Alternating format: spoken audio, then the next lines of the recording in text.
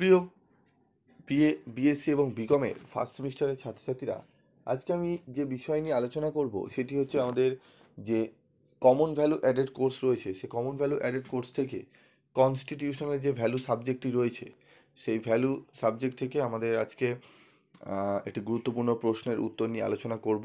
Previous ভিডিওতে আমি আরেকটি গুরুত্বপূর্ণ প্রশ্নের সম্পূর্ণ উত্তর নিয়ে আলোচনা করে দিয়েছিলাম এবং তোমাদের বলেছিলাম যারা গ্রুপে জয়েন রয়েছে তারা সেখান থেকে নোটস কালেক্ট করে নিতে পারবে।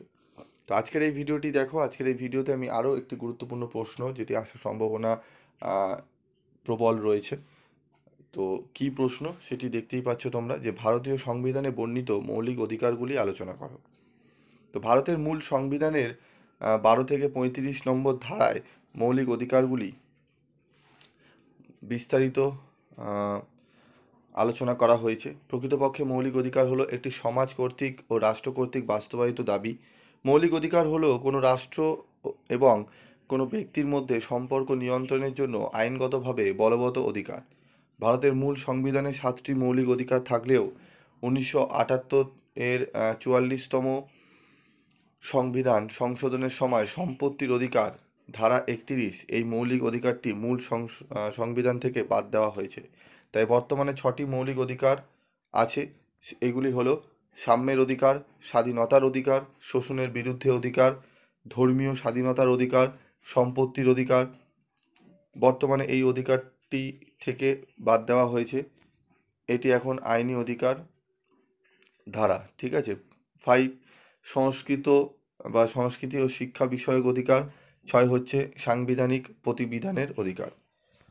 তো সাম্যের অধিকারগুলি হলো দেখো 14 নম্বর ধারায় বিবেচিত হবেন আইনের চোখে ভারতের সকল নাগরিক সমান বলে বিবেচিত হবেন। ঠিক আছে, এটি একটু আগে পরে হয়েছে।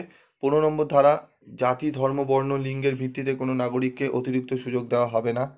16 নম্বর ধারা শিশু ও মহিলাদের জন্য বিশেষ সুরক্ষা এবং তপশিলি জাতি, উপজাতি ও অন্যান্য অনগ্রসর সম্প্রদায়ের জন্য আসন সংরক্ষণের বিশেষ ব্যবস্থা করা হবে। 17 নম্বর ধারা অস্পৃশ্যতা নিষিদ্ধকরণ। 18 নম্বর ধারায় কেবল সামরিক ও শিক্ষাক্ষেত্রে কৃতিত্বের স্বীকৃতি স্বরূপ প্রদেয় উপাধি ছাড়া রাষ্ট্র কোনো ব্যক্তিকে কোনো উপাধি প্রদান করতে পারবে না। ঠিক আছে, তোমরা দেখতেই পাচ্ছ একদম টু দি পয়েন্ট অ্যান্সার, কারণ সব কটি মৌলিক অধিকার দিলে যদি প্রচুর বড় বড় উত্তর পড়ো তাহলে কিন্তু লিখে উঠতে পারবে না। একটি প্রশ্ন লিখতে গিয়েই তোমাদের কিন্তু টাইম শেষ হয়ে যাবে। ওকে, 25 নম্বরে দুটি প্রশ্ন তোমাদের লিখতে হয় এবং 25 নম্বরের এই প্রশ্নটি তোমাদের বড় প্রশ্ন হিসেবে 25-এ নাও দিতে পারে তোমাদের। তারপর দেখো আমাদের এখানে রয়েছে স্বাধীনতার অধিকার। ঠিক আছে, স্বাধীনতার অধিকার 19 নম্বর ধারা, 20 নম্বর ধারা এবং 21 নম্বর ধারায়। 20 নম্বর ধারায় কী বলছে? 20 নম্বর ধারা অনুসারে প্রচলিত কোনো আইন ভঙ্গের অপরাধে অভিযুক্ত ব্যক্তিকে কেবলমাত্র সেই প্রচলিত আইন অনুসারেই শাস্তি প্রদান করতে হবে। 21 নম্বর ধারায় কী বলছে? 21 নম্বর ধারা অনুসারে আইন নির্দিষ্ট পদ্ধতি ব্যতীত অন্য কোনো উপায়ে কোনো ব্যক্তিকে তার জীবন অথবা ব্যক্তি স্বাধীনতা থেকে বঞ্চিত করা যাবে বা করতে পারবে না। 6 থেকে 14 বছর বয়সী সকল শিশুর জন্য অবৈতনিক ও বাধ্যতামূলক শিক্ষার ব্যবস্থা করা হয়েছে। 22 নম্বর ধারায় 22 নম্বর ধারা অনুসারে কোনো ব্যক্তিকে যুক্তিসঙ্গত কোনো কারণ ছাড়া গ্রেপ্তার করা যাবে না। গ্রেপ্তার হওয়ার 24 ঘন্টার মধ্যে আটক ব্যক্তিকে নিকটবর্তী ম্যাজিস্ট্রেটের আদালতে হাজির করতে হবে। শোষণের বিরুদ্ধে অধিকার। ঠিক আছে, তারপর দেখো শোষণের বিরুদ্ধে অধিকারগুলি কী কী রয়েছে। 23 নম্বর ধারা বিনা পারিশ্রমিকে কোনো ব্যক্তিকে শ্রম দানে বাধ্য করা যাবে না। কোনো মানুষকে কেনাবেচা করা নিষিদ্ধ। 24 নম্বর ধারা 14 বছর কম বয়সী কোনো বাচ্চাকে কোনো কারখানায় খনি বা কোনো ঝুঁকিপূর্ণ কাজে লাগানো যাবে না। ধর্মীয় স্বাধীনতার অধিকার। ধর্মীয় স্বাধীনতার অধিকারগুলি হলো 25 নম্বর ধারা। 25 নম্বর ধারা অনুসারে প্রত্যেক ব্যক্তির নিজ বিবেক ও স্বাধীনতা অনুযায়ী জীবিকা অর্জন এবং নিজ ধর্মাচরণ ও ধর্ম প্রচারের অধিকার আছে। 26 নম্বর ধারা 26 নম্বর ধারা অনুসারে নিজ নিজ সম্প্রদায়ের নিজস্ব ধর্মীয় বিষয় নিয়ন্ত্রণের অধিকার রয়েছে। 27 নম্বর ধারা অনুসারে ধর্মীয় কারণে কোনো ব্যক্তিকে কর দিতে বাধ্য করা যাবে না। 28 নম্বর ধারা অনুসারে সম্পূর্ণভাবে সরকারি সাহায্যপ্রাপ্ত শিক্ষা প্রতিষ্ঠানগুলিতে কোনো বিশেষ ধর্ম সম্পর্কে শিক্ষাদান বা ধর্মপ্রচারের ওপর বিধিনিষেধ আরোপ হয়েছে। সাংস্কৃতিক ও শিক্ষার অধিকার 29 থেকে 30 নম্বর ধারা। 29 নম্বর ধারা অনুসারে ভারতীয় ভূখণ্ডের যে কোনো অংশে বসবাসকারী নাগরিক নিজ নিজ ভাষা, লিপি ও সংস্কৃতি সংরক্ষণের অধিকার ভোগ করে। 30 নম্বর ধারা 30 নম্বর ধারা অনুসারে ধর্মীয় ও ভাষাগত সংখ্যালঘু সহ সকল সংখ্যালঘুদেরই নিজেদের ইচ্ছানুযায়ী শিক্ষা প্রতিষ্ঠান স্থাপন ও পরিচালনার অধিকার স্বীকৃত হয়েছে। সাংবিধানিক প্রতিবিধানের অধিকার। সংবিধানের 32 নম্বর ধারায় বলা হয়েছে, সরকার অথবা কোনো ব্যক্তি অন্য কোনো ব্যক্তির মৌলিক অধিকার ছিনিয়ে নিতে পারবে না।